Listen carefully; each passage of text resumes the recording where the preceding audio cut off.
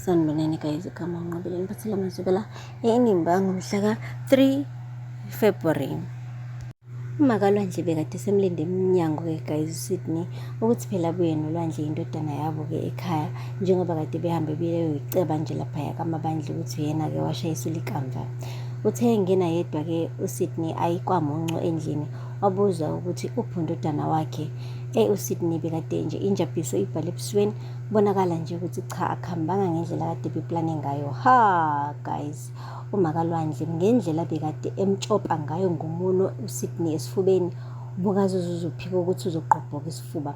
Ubele ukuthi iphi indodana yami, emjokotsha ethi bengikutshelile ngathi ungayisi laphaya Amabandla, ubuyodayisa ngendodana yethu kanjani? Ngifuna indodana yami, isiboshiwe indodana yami, ngikutshelile ngathi musa ukuhamba uyodayisa ngayo lapha kaMabandla. Wena uthini? Uthi kumele bethole i-closure as a family. Iphi i-closure uma ukuthi indodana yethu ayibuyanga nawe? Hayibo guys, uze wabona ukuthi ngeke uSydney uyalimala manje, wagcina sethi hey, stop it. Hayibo, guys, uthe suka lapho wathi ukuliphi ijele, wathi asambe. Hayi guys, nangampela-ke bahamba ngendlela bekade icasuke ngayo-ke uMakaLwandle.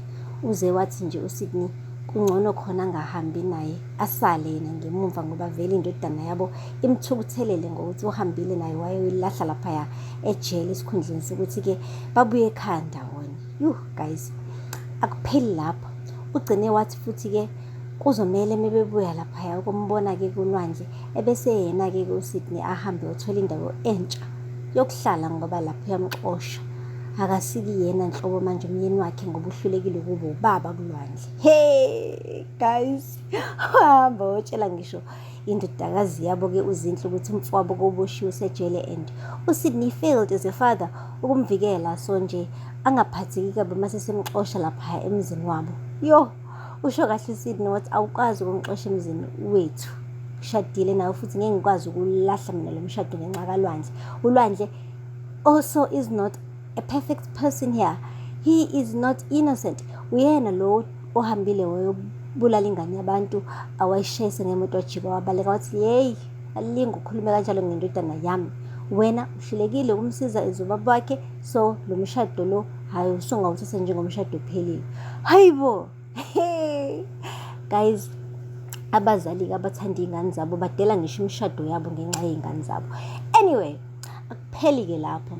Hambile-ke guys-ke uHlathi wakhuluma nonkosikazi wakhe-ke uThumthumu, esho ukuthi uyazi ngesikhathi eklinya uLwandle uphelele unembeza, ube ukuzwa nje umqadlana wakhe ula engalweni yakhe ewubambe ngqi, ecabanga ukuthi kuzofika unembeza mhlawumbe ozothi dedela umqala, kwangafika nhlobo lokho bekade nje eyimisele ngokuthi awukhiphe umphefumulo waleya ngane.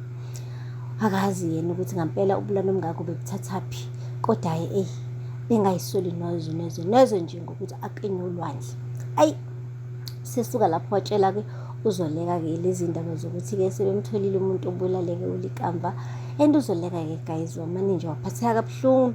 Kodwa ngaphezu kokuphatheka kabuhlungu wabona ukuthi no, njengoba nje kuyena uLwandle lo oshayise ulikamva, kusho ukuthi-ke bazomane bezama ukuthi bacime ubufakazi ngayo yonke indlela-ke, nokuthi uLwandle angagcina ethola isigwebo esimfanele, ngoba phela uma wakhe ungummeli.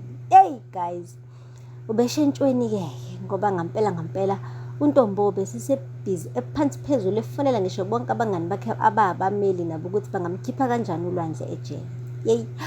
Ube ukufika nje endlini wasilalela-ke etshela umyeni wakhe uSydney wathi sengi-create i-team estrong kabi mina for yami indodana. Ngikhulume colleague bami bakudala, my old friends. Hayi, samane saqhamuka-ke nesu lokuthi-ke uLwandle bekade engekho esimweni esi-right mentally ngesikhathi kwenzeka le ngozi. Bekade sanda ukumiswa emsebenzini. Yakhumbula ngithi ukuthi-ke bathi bayamsuspenda laphaya eKhusela Tech ngenxa yezenzo zakho nino Lilian, akhumbula. Futhi ngaphezu kwalokho ngisho uLinda wayembetrayile umntanami, so nje ingqondo yakhe-ke yayingekho esimeni esi-right, wayedrawnisha umntanami, he was drowning. So simane nje sacela ukuthi-ke bemfake-ke kwibhayili-ke ukuthi ingqondo yakhe bekade ingekho esimweni, wayengesiyena kahle kahle ulwandle wangampela ngesikhathi kwenzeka le ngozi. Wamane wathi uSydney, are you crazy? Qonda ukungitshela ukuthi lo muntu ubulala ingane yabantu, wena ufuna ukusho ukuthi wayengekho mentally fit njengoba kwenzeka konke lokho, kodwa ingane yabantu ibibulewe. Wathi njengoba ngikutshela-ke mina anginayo indodana ezobhadla ejele, okay? So sizomkhipha ulwandle, kumnyama kubomvu.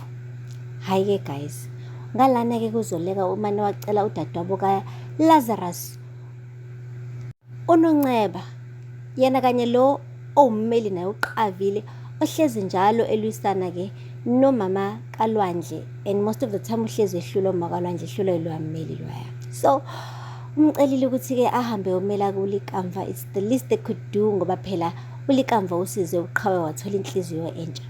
Kodwa-ke bathe befika kamabandla naye uNonceba-ke bezama ukubatshela ukuthi lalelani la, uma kaLwandle uphambili-ke manje okudlula nina, uzama wenze sure ukuthi uLwandle akaphelele ejele and uLikamva akayithola ijustice emfanele. So nathi kumele sibe a few steps ahead of them.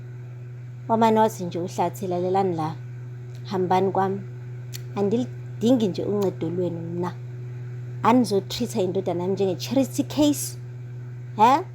Nicabanga ukuthi le i-project yase-Khusela Tech, unyana wami lo, angifuni usizo lwenu. Hayi bo guys, uHlathi wathi nje ya, angifuni lutho oluvela kwabantu bakaNgcokana, so nje hambani. Wathi uyazama ukuchaza uLazarus ukuthi hayi, uLikamva besenjengonyana kumina. Wathi ye, akukho nyana wakho la, yezwa, Likamva akaze abe unyana wakho, njengoba dinishilo-ke akusiyona i-charity case le, indodana yami, andilidinga uncedo lwenu, hambani. Pride baba, i-pride kaHlathi guys isebenza ngisho esimweni esibucayi, because njengamanje kahle kahle la sifuna i-justice for umphefumulo ohambile kungakashaya isikhathi, but now usemane vusa lamagqubu ukuthi-ke uLazarus wamphuca indodana, ubavumile nokuthi-ke noLikamva wayesemthanda phela ngoba amtholela umsebenzi wokuba i-pharmacist laphaya kule nkampani enkulu yase-Aspen. So manje usebona sengathi-ke again ufuna-ke ukumphuca i-spotlight futhi Lazarus once again. So this time around usho kahle ukuthi ngeke bhuti, ngeke ufike ungiphuce i-spotlight enganeni zami ziphila, uphinde futhi ungiphuce i-spotlight ngisho ingasekho le uLikamva. Never. Ngamane nje kuthiwa-ke uLwandle uyaphuma ejele kunokuthi ngisizwe wena nomndeni wakho. Wow, asithembe guys usazobuya engqondweni, noma uthi umthumu amane nje amtshela ukuthi lalela la, this is not about you Hlathi, this is about unyana wethu, okay? Let's just make this happen for uLikamva. Asenzeli manje uHlathi, asenzeli abanye abantu, senzela uLikamva. Ngicabanga ukuthi nje uthumthumu yena kuphela uzokwazi ukuthi-ke amvule umqondo uHlathi, ayeke ukuba ne-pride, avuma ukuthola lolu sizo ngoba enjalo akayi-afford ngisho i-lawyer guys. uNonceba bezomsiza for free. Yo guys, uHlathi kwesinye isikhathi ubuye engimangaza. Aphela lapho-ke guys amazwela namhlanje, ngingakhohlwa ukusubscribe and like and comment. Until next time, bye. Sanibonani guys, igama uNqobile ngiphathela amazwela eNimba ngomhla ka-3 February. Uma kaLwandle bekade semlinde eminyango-ke guys uSydney ukuthi phela abuye noLwandle indodana yabo-ke ekhaya, njengoba kade behambe beyoyiceba nje laphaya kamabandla ukuthi yena-ke washayisa uLikamva. Uthe engena yedwa-ke uSydney ayikwamunco endlini, wabuza ukuthi uphi undodana wakhe.